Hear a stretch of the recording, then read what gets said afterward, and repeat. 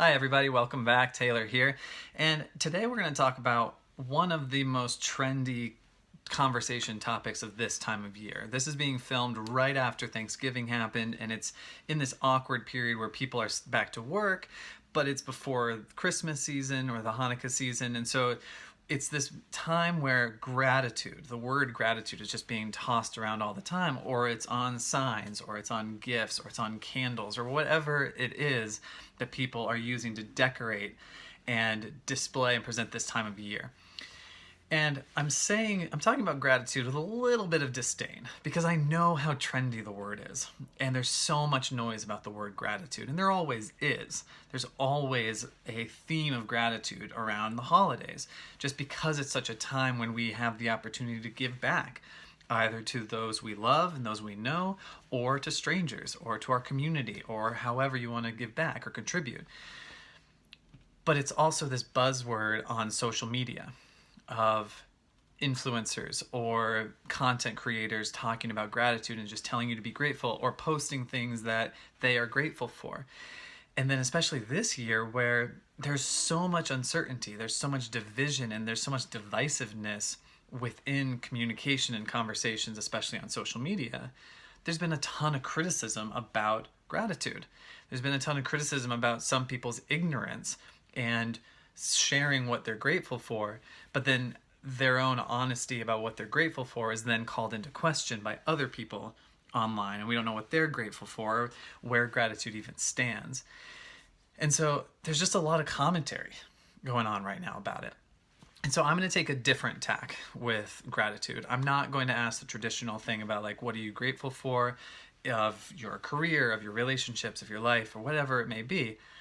I'm going to actually ask you to be extremely selfish for a minute. And I'm going to actually ask you to direct that gratitude back on yourself.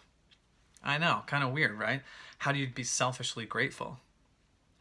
But even though that's kind of counterintuitive for people in this time of year, and gratitude is often shown outwards to other people and not yourself, I want you to try it. I want you to sit down and I want you to ask yourself, what are you grateful for about yourself? What about your personality, or the way that you carry yourself, or the way that you have somehow handled something in this past year, this 2020, that you are grateful for? What about, the way that you talk to people? What about your skills and your talents, or just your interests and your hobbies, the things that are private and secret to you that you like nerd out on and you love and you're excited about?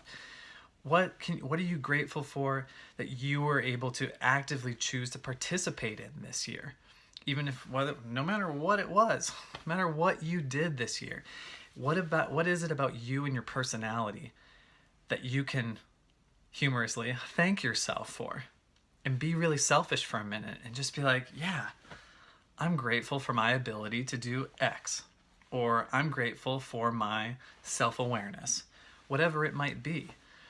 And you can think about other people if you want, in terms of just like trying to gauge maybe like what they would say they are grateful for about you. But I really want you to challenge yourself. A lot of people present as selfish, but they have a hard time reflecting selfishly. So take it seriously. Take a few minutes. We're in this awkward period between holidays where people get confused, and people are often like, all right, what's next? How much money do I have to spend? What am I cooking? All these things. And so it's high level thinking. I want you to challenge yourself to get one level deeper and focus completely back on yourself, even just for a few minutes. You might have a big family. You might have a lot of things going on. You might be distracted immediately. But if you can just pull a few minutes away from the hubbub or the chaos, whether positive or negative, and just focus on yourself, think about how much reassurance you might feel. Think about the relief of remembering, oh, wow, yeah, I'm good at X, or yeah, I was able to handle that situation really well, or oh yeah, people do really enjoy my communication style, whatever it may be for you.